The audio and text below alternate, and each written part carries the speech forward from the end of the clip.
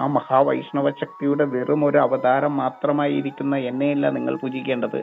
എനിക്കല്ല മൂലമന്ത്രങ്ങൾ വേണ്ടത്, ആ മഹാവൈഷ്ണവ ശക്തിക്കാണ്. ആ മഹാവൈഷ്ണവ ശക്തിയുടെ അവതാരങ്ങൾ മാത്രമാണ് നമ്മൾ എന്ന് പറഞ്ഞ സരയുവിന്റെ ഗുപ്താർഗത്തിലെ കാര്യങ്ങളിലേക്ക് മുങ്ങിമറിഞ്ഞ സർവജ്ഞാനിയായിട്ടുള്ള ശാസ്ത്രകാരനാണ്. ശരിക്കും സർവജ്ഞാനിയായിട്ടുള്ള ഒരു മഹാവൈഭവമാണ് ശ്രീരാമചന്ദ്രൻ.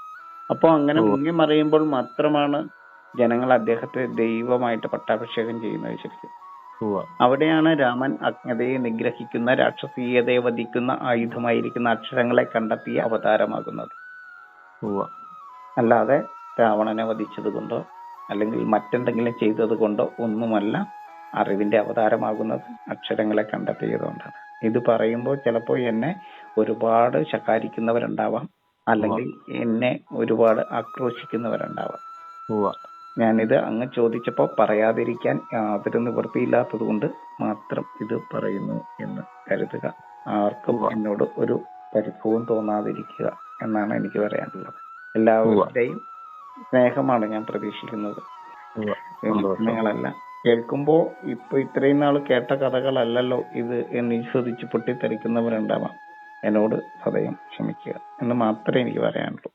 വളരെ സന്തോഷം. എന്തോ സന്തോഷി. പ്രണവവേദ എന്ന് പറയുന്ന പ്രണവവേദം എന്ന് പറയുന്നത് ഇന്ന് വരെ രചിക്കപ്പെട്ടിട്ടുള്ള വേദങ്ങളും മഹത് ഗ്രന്ഥങ്ങളും ഇതിഹാസങ്ങളും ഇനി വരാനിരിക്കുന്ന എല്ലാ അറിവുകളുടെയും ഒരു കേന്ദ്രമാണ്. ആ അറിവുകളുടെ എല്ലാം സംഗ്രഹമാണ് പ്രണവവേദം എന്നാണ് എനിക്ക് മനസ്സിലായത് അങ്ങ് പറഞ്ഞപ്പോൾ.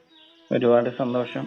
ഞാൻ സംസാരിക്കുമ്പോൾ പലരും തെറ്റായിട്ട് ധരിക്കുന്നുണ്ട്. പലരും എന്താണ് പറയുന്നത്, ഇതെന്താണ് ഇത് എന്ന്. ആർക്കും എതിരായിട്ടല്ല ഞാൻ സംസാരിക്കുന്നത്. അറിവാണ് നമ്മൾ സ്വീകരിക്കേണ്ടത്. അറിവിൽ നിന്നാണ് സ്നേഹങ്ങൾ ഉണ്ടാകുന്നത്. അപ്പോഴാണ് സാഹോദര്യം ഉണ്ടാകുന്നത്. നമ്മൾ മതചിന്തകൾക്കപ്പുറം കെട്ടിപ്പിടിച്ച് ജീവിക്കേണ്ടവരാണ്.